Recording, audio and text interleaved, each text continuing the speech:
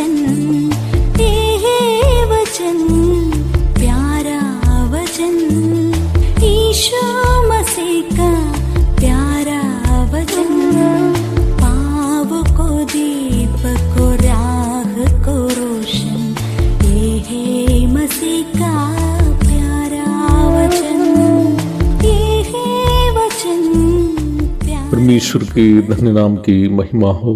प्रभात मनन के सत्र 2029 में आप सभी का बहुत ही विनम्रता के साथ स्वागत करता हूं। आइए आज के मनन के लिए हम पढ़ते हैं इब्रानी अध्याय 10 पद 29। तो सोच लो कि वह कितने और भी भारी दंड के योग्य ठहरेगा जिसने परमेश्वर के पुत्र को पापों से रौंदा और वाचा के लहू को जिसके द्वारा वह पवित्र ठहराया गया था अपवित्र जाना है, अनुग्रह के आत्मा का अपमान किया। प्रभु यीशु मसीह की मृत्यु जो मानव जाति के पाप के प्रायश्चित स्वरूप हुई थी, एक आकस्मिक घटना नहीं थी। पाप में फंसकर परमेश्वर से दूर होकर अनंतकालीन दंड भुगतने के लिए त्यागे गए मनुष्य को निम्न अनंतकालीन दंड से बचाने के लिए सर्वज्ञानी परमेश्वर अपने सर्वज्ञान में पहले से तैयार की गई एक योजना का भाग था प्रभु यीशु मसीह की मृत्यु। इफिसी अध्याय 1 के 4 से 7 तक के भाग में हम इस प्रकार पढ़ते हैं, जैसा उसने हमें जगत की उत्पत्ति से पहले उसमें चुन लिया कि हम उसके निकट प्रेम में पवित्र और निर्दोष हो, और अपनी इच्छा के भले अभिप्राय के अनुसार हमें अपने लिए पहले से ठहराया कि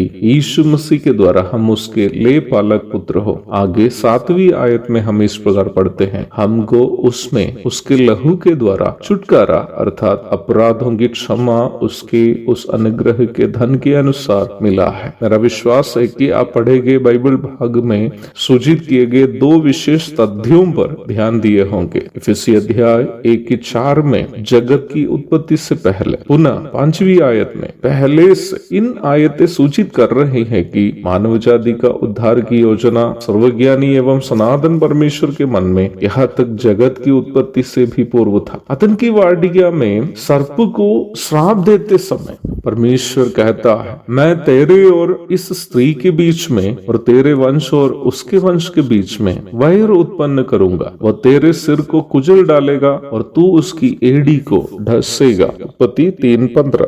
प्रभु यीशु मसीह जो कुंवारी के द्वारा जगत में अवतरित हुए, सर्प के रूप में आकर मानव जाति को पाप में फंसाए हुए शैतान को अपनी मृत्यु के द्वारा हमेशा के लिए सत्यानाश करने की भविष्यवाणी यहाँ पर वास्तव में परमेश्वर स्वयं कर रहा था। पुराना नियम के पन्नों में यदि आप ध्यान से देखेंगे, मनुष्य के पाप के लिए तात्कालीन राहत के रूप में जानवरों की कुर्बानी करते हुए आप देख सकते हैं, और उसके साथ साथ आप ये भी देख सकते हैं कि प्रभु यीशु मसीह के मनुष्य अवतार एवं प्रायश्चित मृत्यु के संबंध में दी गई भविष्यवाणियां, ये दोनों एक रेल पटरी के दोनों साइड की तरफ एक साथ जाते हुए आप देख सकते हैं। वास्तव में कलवरी के क्रूस पर प्रभु यीशु मसीह की जो मृत्यु हुई थी, जिसके द्वारा मानव जाति को पाप से बचने का एक शाश्वत विकल्प प्राप्त हुआ, मनुष्य के साथ परमेश्वर की वाचा की पूर्ति थी। परमेश्वर अपनी उस विधि के अनुसार कि लहू बहाए बिना पाप से क्षमा नहीं, अपने ही पुत्र का निर्मल लहू हमारे खातिर बहने दिया।